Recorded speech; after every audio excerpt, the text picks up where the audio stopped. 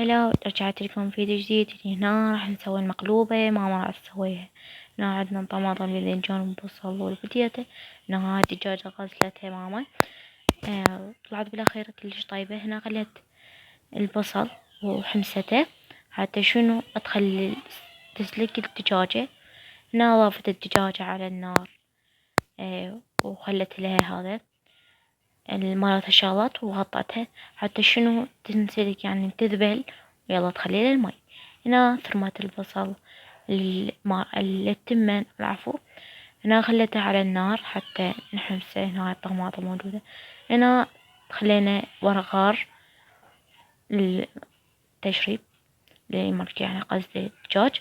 وخليت ماجي نوم بصرة. وهنا كمان نحمس بالبصل. وهنا عندنا التمن هم وضفنا المعجونة. وماما هنا ضافت المعجون وصار هذا جاهز. وجبنا الكاري مسحوق الكاري هم خليته على المعجون والبصل وظلت تحمس فيه. وجابت التمن ضافتها هم. هنا دارت التمن على المعجون حتى يصير يختلط. راح اسوي المقلوبة تمن يعني احمر طبعا. وهنا خلت الملح. وهنا استوت الدجاجة انسلقت يعني ذبلت. غطيناها. هنا ضفنا المي على التمن. هنا ظلت تغوط بيه وغطيته. هنا هاي الدجاجة عندنا قاعد تنحمس، يعني قاعد تستوي. وهنا راح نخلي لها المي او البهارات هم. راح نخلي الملح والبهارات هم. عندنا مسحوق كركم. وهنا اضافت الكركم واضافت الملح. وبعدين نضيف المي. هنا اضافت المي ماما. عاشت ايدها طبعا طلعت كلش طيبة. لا تنسون اللايك والاشتراك بالقناة. هنا خلت الزيت وعلى البطاوة وحمست البوتيتة.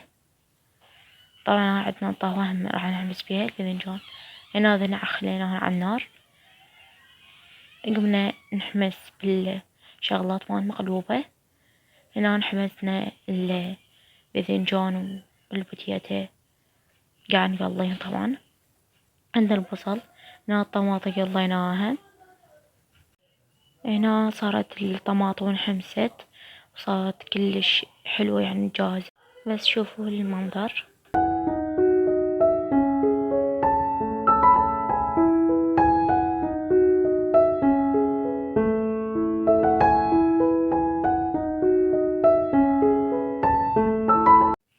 وهنا ماما خلت الدجاج بالقدر حتى تخلي فوقها الشغلات اللي قليناهن. هنا طبعا خلينا اللحم كله دجاجة. وخلينا الطماطة سطرناها هم بالقدر. هنا بدينا نسطر بالطماطة أول شي. ويعني مدايرها على مشان تطلع حلوة بالقلب. يعني من نقلبها تطلع حلوة. هنا بدينا نصفط بيها وخلينا البوتيتا. هنا صارت عندنا جاهزة البوتيتا كلها خليناها. وهنا بقت بس شنو نخلي الباذنجان. وخلينا الباذنجان وبعد هم يعني نضيف البصل. هنا خلينا الباذنجان هم كمان. وخلينا البصل هم ندايرها حتى تطلع حلوة. وخلينا شوية بدينا هم نخلي بعد بوديتها يعني قالب ثاني. خلينا بوديتها هم خلينا الطماطة. وهنا سوينا ثاني يعني بالطاوة زاد شوية خليناها بالطاوة. هنا ضفنا التمن على اللي يعني مال المقلوبة يعني ان شاء الله ذني عشان تجهز عندنا.